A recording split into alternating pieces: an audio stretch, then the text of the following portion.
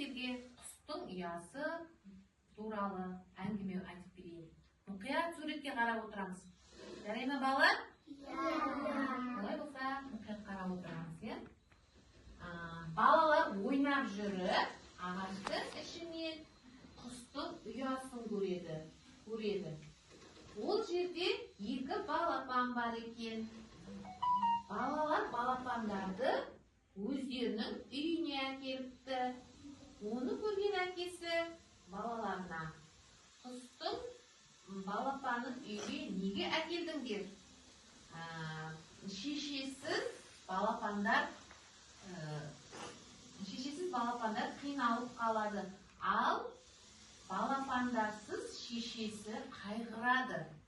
Құрдан құр далада өліп қалады депті. Сосын балалар қайтадан балапанды өзінің ұясына әкеліп қойыпты.